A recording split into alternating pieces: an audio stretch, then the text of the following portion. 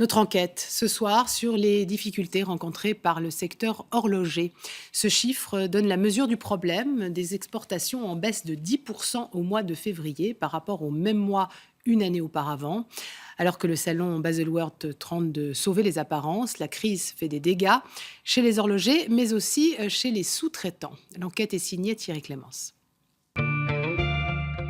En 2 ans, l'industrie horlogère a perdu plus de 2000 emplois.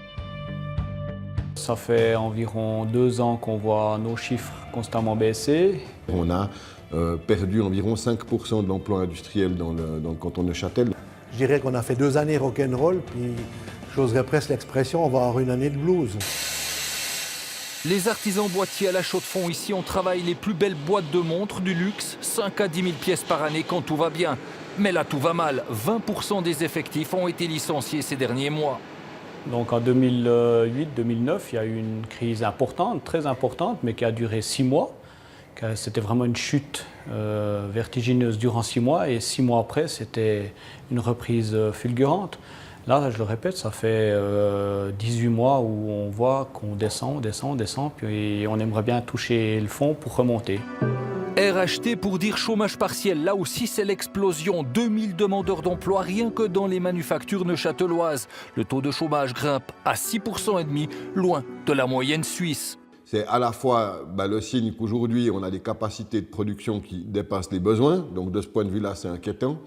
D'un autre côté, si elles font le choix de la RHT, c'est qu'elles s'attendent à une reprise. La situation n'est pas désespérée. Quel désespoir devrait-on avoir dans une branche qui a certes perdu 2000 emplois ces 2 dernières années, mais qui en a engagé plus de 10 000 auparavant. On est dans une période de tassement. Alain Marietta, lui, a 40 ans de métier dans l'horlogerie. Il a survécu à toutes les crises. Mais celle-ci passe mal. Il a licencié 10% de son personnel et il en veut aux horlogers qui préfèrent se fournir dans le Far East, comme il dit, l'Asie, plutôt qu'en Suisse. Vous avez des belles montres équipées de mouvements quartz, on achète les éléments en Suisse, les cadrans, les aiguilles, etc.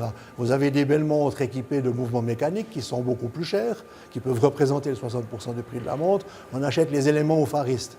Là, il faudrait qu'on arrête. Et peut-être plus que jamais dans les ateliers des montagnes neuchâteloises cette année, on attend avec anxiété le retour des patrons partis faire leurs emplettes à Baselworld.